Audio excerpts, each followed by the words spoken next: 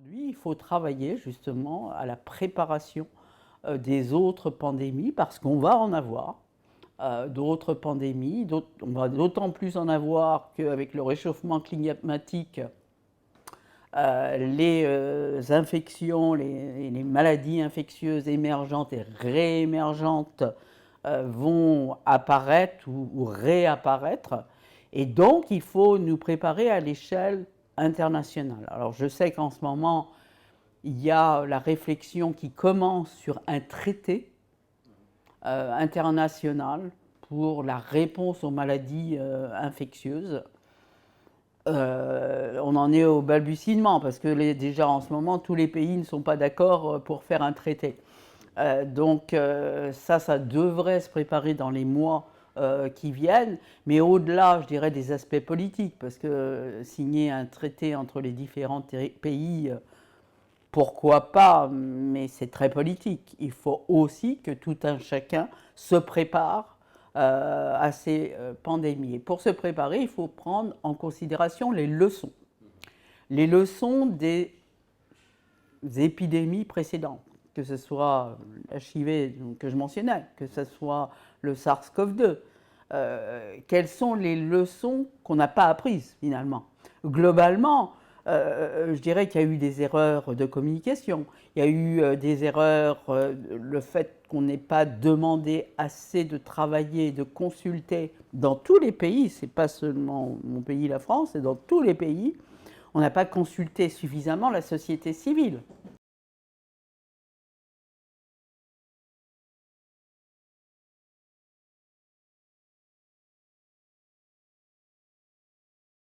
Écoutez, ce que je vois à l'université à Boulgaris, c'est une excellence en termes de formation.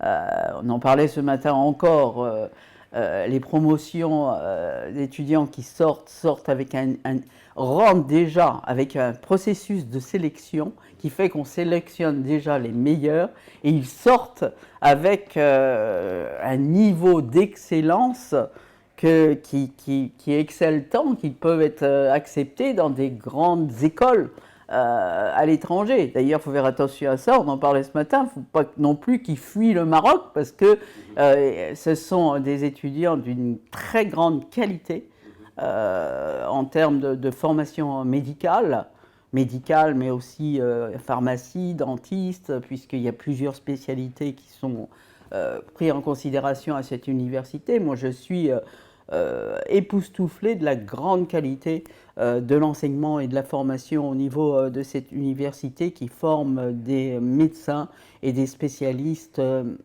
qui auront une renommée internationale, c'est clair.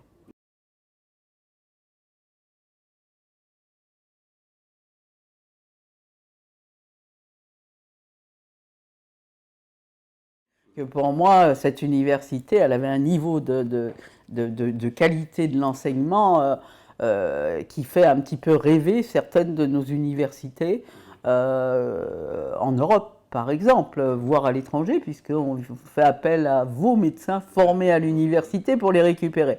Donc ça veut dire combien la qualité justement de cette formation et de l'enseignement qui est fait à cette université est de très très haut niveau.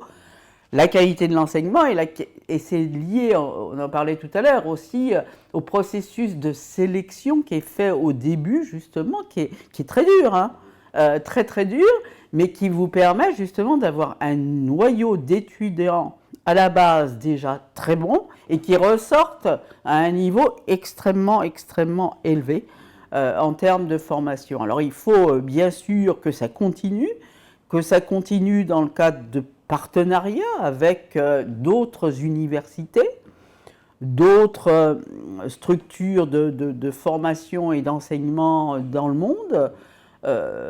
Bien sûr, il y a des collaborations et des partenariats qui ont été établis depuis plusieurs années avec des universités françaises.